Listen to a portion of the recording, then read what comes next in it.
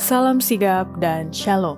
Renungan kita pada hari ini, Sabtu 10 April 2021, berjudul Setiap Pikiran Taat kepada Kristus. Ayat intinya terdapat di dalam 2 Korintus 10 ayat 5. Kami mematahkan setiap siasat orang dan merubuhkan setiap kubu yang dibangun oleh keangkuhan manusia untuk menentang pengenalan akan Allah. Kami menawan segala pikiran dan menaklukkannya kepada Kristus. Pena Inspirasi menjelaskan apa yang dimaksud dengan judul renungan kita pagi ini, Setiap Pikiran Taat kepada Kristus, adalah sebagai bukti seseorang sudah diubahkan oleh anugerah Allah sebagai berikut.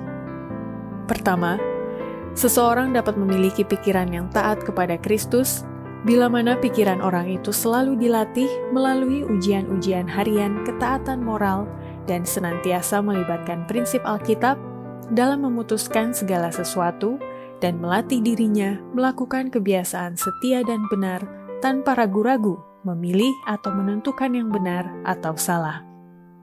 Pikiran harus dilatih melalui ujian-ujian harian ketaatan moral, dalam pengertian tuntutan benar dan kewajiban di atas kecenderungan dan kepelesiran. Pikiran yang dilatih seperti itu tidak akan ragu-ragu dan goncang antara benar dan salah, seperti alang-alang yang bergoyang ditiup angin.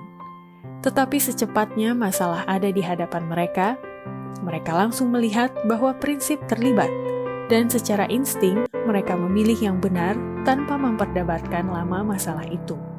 Mereka setia sebab mereka telah melatih diri mereka dalam kebiasaan setia dan benar. Kedua, seseorang dapat memiliki pikiran yang taat kepada Kristus bila mana orang itu mau mengembangkan kasih karunia yang diperolehnya itu dengan berusaha hidup suci dan teguh dalam mentaati yang benar untuk memeteraikan nasibnya di masa akan datang. Kasih karunia berharga Roh Kudus tidak dikembangkan dalam sekejap. Ketabahan, kekuatan, kelemah lembutan, iman, kepercayaan yang tidak goyah dalam kuasa Allah yang menyelamatkan, diperoleh dari pengalaman bertahun-tahun. Oleh berusaha hidup suci dan teguh mentaati yang benar, anak-anak Allah memeteraikan nasib mereka. Ketiga, seseorang dapat memiliki pikiran yang taat kepada Kristus bila mana kasih Yesus itu dicerminkan dalam bentuk ketaatannya kepada orang tua mereka.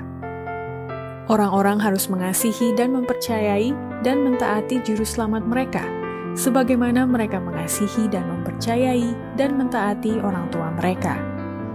Kasih dalam pemeliharaan dengan setia dan pelatihan yang benar yang ditunjukkan oleh orang tua kepada seorang anak sedikit banyak mencerminkan kasih Yesus kepada umatnya yang setia. Keempat, seseorang dapat memiliki pikiran yang taat kepada Kristus bila mana orang itu mentaati sepenuhnya kehendak Allah dan membuat garis demarkasi yang jelas dan nyata dengan meninggikan standar surgawi. Kebebasan moral sama sekali akan sesuai bila mana menentang dunia ini.